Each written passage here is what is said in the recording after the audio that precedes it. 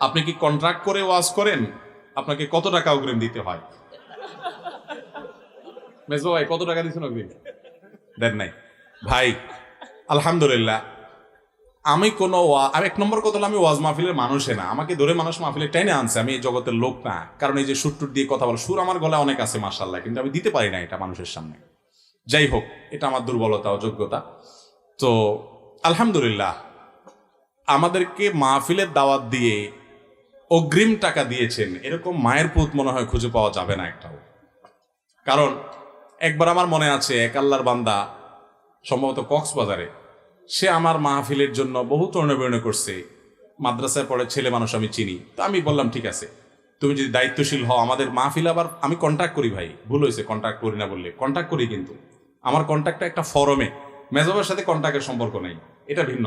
বাকি আমাদের মাহফিলের দাওয়াত নিতে হলে একটা ফরমে সই করে ফরম জমা দিতে হয়।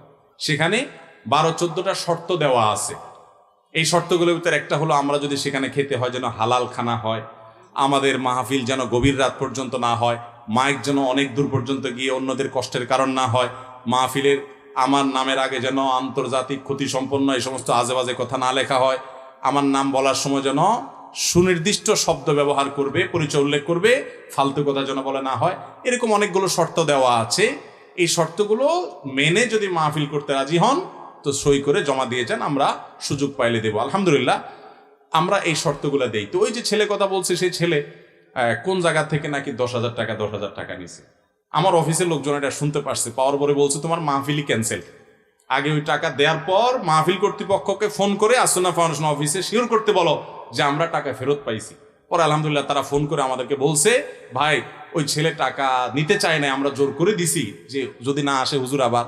আমি বলছি, আমি যদি কোথাও ওয়াদা দিয়ে থাকি, আমার লাশ হলো সেখানে যাবে। যদি আমি লাশ তো আর মরে গেলে বাঁচবে না, আমার দেহ শেষ মুহূর্ত হলো সেখানে যাবে ইনশাআল্লাহ। আমি ওয়াদা খেলাপ কখনো করি না আলহামদুলিল্লাহ। কিন্তু এর মানে এই না যে আপনি আমাকে টাকা পয়সা দিয়ে কিনতে হবে, তখন ওই টাকা ফেরত দিয়ে তারপর আমি গেছি। যাই হোক, এটা বোঝার জন্য বলা, এটা আমরা করি না। এবং আল্লাহর অনেক বান্দারা 50,000 1 লাখ টাকা দেন, আবার অনেকে 5,000 টাকা দেন। এক জায়গায় একজন 6,000 টাকা দিচ্ছে, এক জায়গায় 1 টাকাও দেয় নাই, উঠে গাড়িতে পাঠিয়ে দিয়ে দিচ্ছে। এরকম বহুত হয় আলহামদুলিল্লাহ। এটা যেহেতু প্রশ্ন আসছে, কোন ফাঁকে যে প্রশ্ন ঢুকাই দিয়েছেন আল্লাহ জানে, এটা তো আমি দেখলে পড়তাম না। যাই হোক, কারণ এর বেদরকারি প্রশ্ন, এটা কোনো দরকারি প্রশ্ন না, তারপরেও কোনো ফাঁক দিয়ে মনে হয় চলে আসছে। তারপরে বিষয়টা ক্লিয়ার করলাম, ভাই আমাদেরকে মাহফিলের জন্য কোনো অগ্রিম তো দিতেই হয় না, কোনো কন্ট্রাক্ট না। কন্ট্রাক্ট আছে হলে ওই যে লিখিত চুক্তি, কিছু শর্ত মেনে চলতে হয়। তারপরে ভাই নিজেকে দুধের দোয়া বলি না, আমরা নিজেরা দুধের দোয়া বলি না, ফেরেশতা বলি না। ভাই মানুষের সামনে কথা বলা, মিডিয়ার সামনে কাজ করা, এটা বড় কঠিন একটা কাজ। ইখলাস শুধুমাত্র আল্লাহকে খুশি করার জন্য করা, এটা বড় কঠিন হয়ে গেছে ভাই, বহু কঠিন হয়ে গেছে।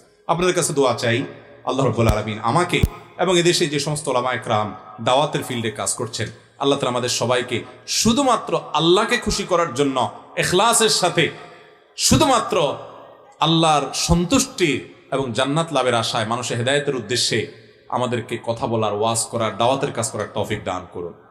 ইখলাস সোনার হরিণ হয়ে গেছে ভাই। আমি দোয়া চাই, আমাদের ভাইদের জন্য দোয়া করবেন ইনশাআল্লাহ।